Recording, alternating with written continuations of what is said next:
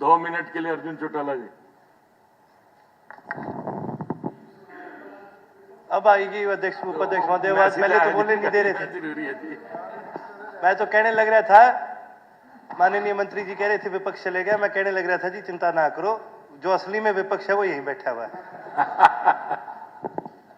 और साथ ही साथ जी मैं आपका धन्यवाद करना चाहूंगा, आपने मेरे को पुनः अपनी बात रखने का मौका दिया। मैं ये भी आपसे आग्रह करूंगा क्योंकि विपक्ष को 45 मिनट का समय दिया था, ये तो मैं अकेले रह गया, चलो 45 नहीं पर 5-10 मिनट आप जरूर मेरी बात रखने का मुझे मौका दीजिएगा।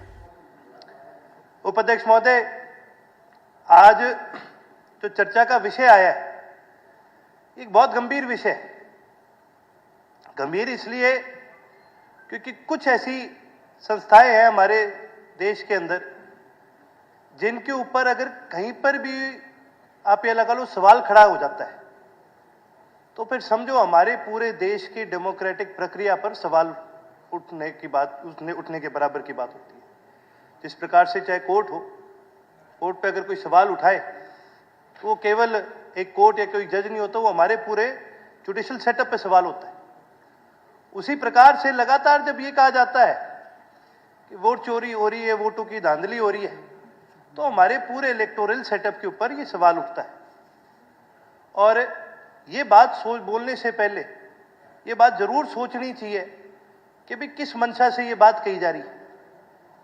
उपाध्यक्ष महोदय, जब ये चुनाव हुए थे तो मैं चुनाव मेरा जीत करके निकले। मैं उससे भी पहले कि आपको बताना चाहूंगा जी, बड़े चोई साहब ने बहुत चुनाव लड़े हैं, चौटाला साहब ने बहुत चुनाव लड़े हैं। हरियाणा प्रदेश में उनके लेवल का कोई नेता नहीं रहा कभी जननायक चौधरी देवीलाल के लेवल का, लेकिन वो भी चुनाव हारे। और ना केवल बड़े चोई साहब ने जननायक चौधरी देवीलाल चुनाव हारे, बल्कि एक चुनाव में उनकी जमानत भी जब्त हो रखी। लेकिन जननायक चौधरी देवीलाल ने कभी ये बहाना नहीं मारा कि भी वोट चोरी होगी। उन्होंने हमेशा ये बात कही कि भी ये जनता का फैसला है, मैं मानूंगा और मैं मेहनत करूंगा। और उन्होंने संघर्ष करा और संघर्ष के चलते उन्होंने फिर जीतने का काम करा। उपाध्यक्ष महोदय, मैं भी, मेरा जो पहला चुनाव है मैं हारा था, माननीय मुख्यमंत्री जी के खिलाफ ही लड़ा था और मेरे को कोई बहुत ज्यादा वोट नहीं आए थे। और कई बार होते हैं जी साथ वाले कोई कह देता है कि जी ये तो वोट चोरी हुई है, पर असलियत ये है उपाध्यक्ष महोदय कि मैं ग्राउंड पर घूमा था, मैं गांव-गांव गया था। मुझे पता था कि यार हम नहीं जीत सकते, कोई बात नहीं, लेकिन हमारा फर्ज कोई हार जीत का नहीं होता, हमारा फर्ज उस लड़ाई को लड़ने का होता है। कई बार हार या जीत नहीं देखी जाती, लड़ाई लड़ना बहुत जरूरी होता है। आज उस बात में मैं ये मानता हूं कि कांग्रेस पार्टी का जो विपक्ष है वो हार गया। इन्होंने पहले अपने हथियार डाल दिए। भाई आपके पास एक मौका था कि एक बहुत गंभीर विषय है जिसके ऊपर चर्चा हो रही थी और उस पर आप मौका था आपके पास भी जो आप कह सकते थे।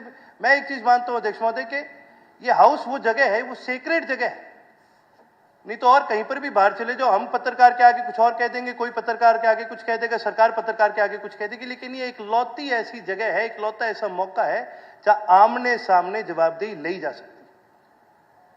अब वो जवाबदेही क्यों नहीं ली जा रही, ये मेरे समझ से बाहर है। ये लोग वोट चोरी की बात करते हैं। अध्यक्ष महोदय, मैं आपको बताना चाहूंगा वोट चोरी असली में क्या होता है। जननायक चौधरी देवीलाल ना केवल स्वतंत्रता सेनानी थे, बल्कि उन्होंने इस देश की स्वतंत्रता के लिए 2 बार लड़ाई लड़ी थी। पहली बार 1947 से पहले था और दूसरी बार लड़नी पड़ी जब इस देश के अंदर इमरजेंसी डिक्लेयर, क्योंकि उस इमरजेंसी के दौरान एक इंसान की राजनीतिक महत्वाकांक्षा की वजह से इस पूरे देश की उम्मीदों को बंदी बना दिया गया था। इसको कहते हैं वोट चोरी। जब लोग वोट चोरी की बात करते हैं तो आप ये भी देखें कि जब आपसे लोग उम्मीद करते हैं कि आप किसी का विरोध करेंगे, आप कोई उनकी बात रखेंगे, और जब आप अपनी बात से मुकर जाते हैं तो इसको भी वोट चोरी ही कहते हैं। कांग्रेस पार्टी ने एक बार नहीं कई बार वोट चोरी कराया है। 2014 के बाद जब राज्यसभा के चुनाव हुए थे तो शाही कांड जी आज सारे प्रदेश को पता है। और वो शाही कांड इतना बड़ा कांड, लाल डायरी थी, एक लाल डायरी कांड हुआ था, तो उसके अंदर माननीय LK आडवाणी जी का नाम आया था उस डायरी के अंदर। और लोगों ने आरोप लगाए थे बड़े बड़े कि जी इससे साबित होता है कि भी इनका किसी घोटाले में नाम है। तो उन्होंने क्या करा जी, उन्होंने ये फैसला करा कि भी मैं दोबारा पार्लियामेंट के अंदर ना चुनाव लड़ता, ना मैं पार्लियामेंट के अंदर जाऊंगा जब तक मैं मेरा नाम क्लियर करने का काम ना करूं। अध्यक्ष महोदय, मैं आपके माध्यम से सरकार को बताना चाहूंगा कि आपके ऊपर बहुत गंभीर आरोप लगे हैं। ये छोटे नहीं है, विपक्ष ने लगाए, लेकिन अब जवाबदेही तो आपको देनी पड़ेगी। आज लोगों के मन में संदेह है, क्योंकि ये जो इलेक्टोरल प्रोसेस है, जैसे हम जिक्र कर लेते हैं जी बड़ा आराम से कि जी पहले ऐसे होता था, पूरी की पूरी बंडल होते थे, ये हमने भी देखा है जी, पूरा का पूरा बंडल लगा दो किसी और बंडल के ऊपर तो उसको जिता देते थे। लेकिन घोटाला उस बंडल में थोड़ी था। कमी कहां थी? कमी थी उस ऑफिसर के अंदर थी जिसने ये होने दिया। आज भी कमी वीवीपैट के अंदर नहीं है, आज भी कमी मेरे को नहीं लगता मशीन के अंदर है। लेकिन कहीं ना कहीं संदेह इस बात का है कि भाई जिस आदमी की जिम्मेवारी है इसकी निगरानी करना, जिस इंसान की जिम्मेवारी है इसकी सेटिंग करना, जिस इंसान की जिम्मेवारी है इस सारी प्रक्रिया ताकि सही तरीके से हो, आज भी कई बार उस इंसान पर संदेह हो जाता है। यदि ये सरकार सही चाहे मायने पे चाहती है स्पष्टीकरण देना, किस तरह से इस चीज को हम आगे बढ़ाने का काम कर सकते हैं, किस तरह से भाई इसके अंदर हम पारदर्शिता लाने का काम कर सकते हैं, ये सरकार बताने का काम कर। आज जब आप मेरी उम्र का जी जब लड़के से पूछते हैं ना कि यार तू वोट किसको देगा, तो दुख की बात यह बहुत सारे युवा तो ये कह देते हैं जी क्या फायदा वोट देने का। इलेक्टोरल रिफॉर्म का मतलब केवल ये नहीं है कि भाई मशीन अप टू डेट है हमारी, हमारा इलेक्टोरल रोल बढ़िया है। इसका मतलब ये भी है कि भी अगर किसी का विश्वास आपके इलेक्टोरल सिस्टम के अंदर नहीं है, आप उस विश्वास को जताओगे कैसे, आप उसके विश्वास के ऊपर खड़े कैसे उतरने का काम करोगे। आज ये आपकी जिम्मेवारी बनती है। मैं तो आपके माध्यम से सरकार को कहना चाहूंगा कि यूं ना समझना ये कांग्रेस वाले चले गए तो विपक्ष नहीं बैठा।